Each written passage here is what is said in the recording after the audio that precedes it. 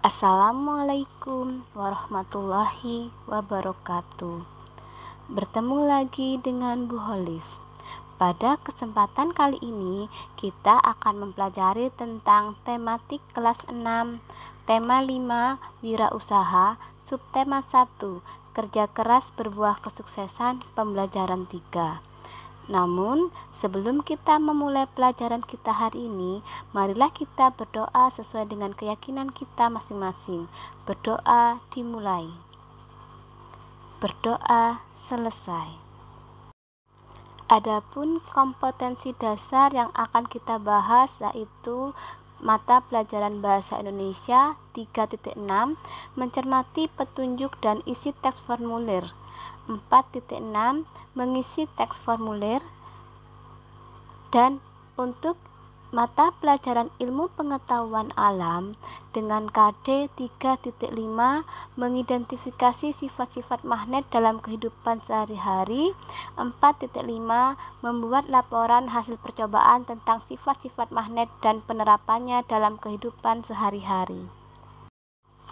Untuk tujuan pembelajaran Bahasa Indonesia 1. Pada pembelajaran ini, peserta didik akan belajar mengisi formulir. 2. Setelah pembelajaran ini, peserta didik dapat mengetahui jenis-jenis formulir. 3. Mengidentifikasi hal apa saja yang harus diisi dalam formulir. 4. Mengisi formulir sesuai keperluan dengan benar. Sedangkan untuk tujuan mata pelajaran ilmu pengetahuan alam 1. Pada pembelajaran ini, peserta didik akan mengetahui apa itu magnet. 2. Setelah pembelajaran ini, peserta didik akan tahu tentang sifat-sifat magnet. 3. Mengidentifikasi jenis-jenis magnet. 4. Membuat atau menyajikan bentuk-bentuk magnet. Sebelum kita melangkah lebih jauh, apakah kalian tahu apa sih teks formulir itu? Formulir berasal dari bahasa Belanda yakni formulier, yang artinya sebuah kertas berisi beberapa pertanyaan formal yang harus diisi. Teks formulir adalah suatu lembaran berupa kartu atau kertas dengan ukuran tertentu yang berisi mengenai data atau informasi yang sifatnya tetap dan juga beberapa bagian lain yang tidak tetap. Pengertian lain menurut Kamus Besar Bahasa Indonesia tentang formulir yakni sebuah lembar isian atau surat isian yang telah diisi dan harus diserahkan kepada bagian pendaftaran. Dapat dikatakan jika teks formulir adalah sebuah kertas yang mempunyai ruang terformat dan harus diisi oleh penggunanya. Tujuan dari teks formulir sendiri yaitu 1. Untuk menciptakan keseragaman atau pembakuan kerja. 2. Untuk mempermudah dalam penggolongan suatu data. 3. Untuk mempermudah dalam pemberkasan baik dalam sistem maupun tempatnya. 4. Untuk memberikan kemudahan dalam penertiban prosedur dan tata kerja. Dan 5. Menjadi alat pemberian instruksi. Sedangkan fungsi dari teks formulir itu sendiri 1. Mencari sebuah informasi tertentu. 2. Mengumpulkan data-data yang sama. 3. Mengemukakan suatu informasi yang sama pada beberapa bagian yang tidak sama. 4. Menjadi sebuah bukti fisik. 5. Sebagai dasar dari suatu panduan untuk bekerja. 6. Menetapkan tanggung jawab terhadap terjadinya transaksi bisnis. 7. Merekam suatu data transaksi, mengurangi kekeliruan suatu pesan dibandingkan jika disampaikan secara lisan. 9. Menjadi media komunikasi antar individu, bagian, ataupun organisasi. Untuk struktur teks formulir terdiri dari 1. Kepala, berisi mengenai nama lembaga, alamat, hingga nomor telepon. 2. Instruksi, berisikan informasi mengenai tata cara pengisian formulir dengan tepat dan benar. 3. Badan, berisi mengenai data-data keterangan yang harus diisi secara lengkap seperti nama lengkap, alamat tempat tinggal, tempat dan tanggal lahir, jenis kelamin, pendidikan, dan lain sebagainya. 4. Penutup, berisi tempat dan tanggal pengisian formulir beserta nama lengkap serta tanda tangan.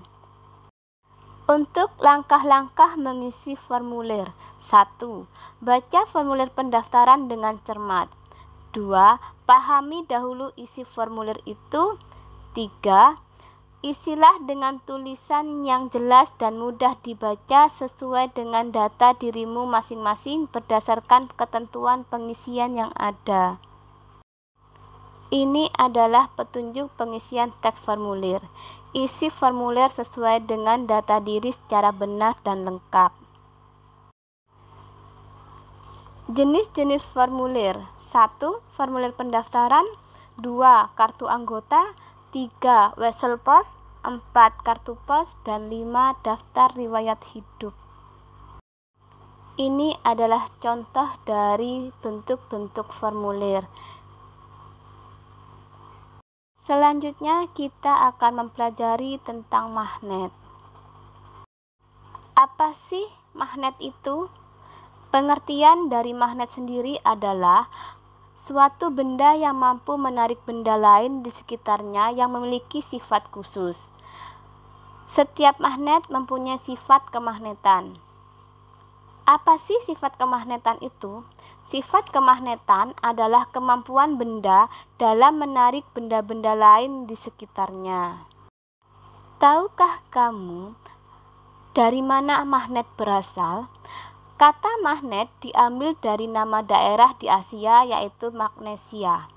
Di Magnesia, bangsa Yunani menemukan sifat magnetik dari bebatuan yang dapat menarik biji besi. Berikut adalah sifat-sifat magnet. 1. Magnet hanya menarik benda tertentu yang ada di sekitarnya. 2. Tidak semua jenis benda bisa ditarik oleh magnet meski berada dalam jangkauannya. 3. Gaya magnet dapat menembus benda. 4.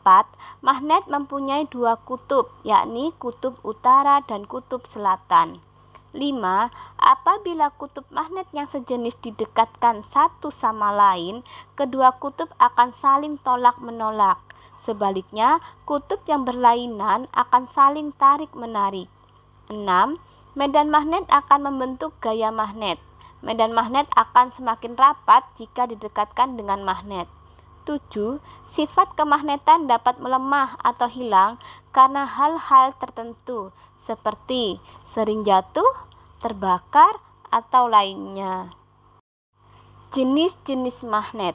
Berdasarkan sifat kemagnetannya, jenis bahan magnet secara umum terbagi menjadi 2 bagian, yaitu bahan magnetik atau ferromagnetik dan bahan non-magnetik.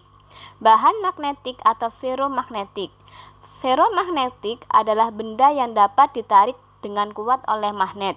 Jika benda jenis ferromagnetik berada dekat dengan magnet, magnet akan menarik benda tersebut. Selain itu, benda yang termasuk bahan ferromagnetik dapat dijadikan satu magnet. Contoh bahan ferromagnetik adalah baja, besi, nikel, dan kobalt. Sedangkan untuk bahan non-magnetik terdiri atas paramagnetik adalah benda yang dapat ditarik dengan lemah oleh magnet kuat. Contohnya aluminium, tembaga, platina, dan lain-lain. Untuk diamagnetik adalah benda-benda yang menolak magnet. Benda ini tidak dapat ditarik sama sekali oleh magnet meski berada sangat dekat dengan magnet yang kuat. Contohnya, benda diamagnetik adalah emas, seng, merkuri, dan lainnya. Ini adalah beberapa macam bentuk magnet. Ada yang bentuk batang, bentuk ladam kuda, bentuk U, bentuk silinder, bentuk cincin, dan bentuk tabung.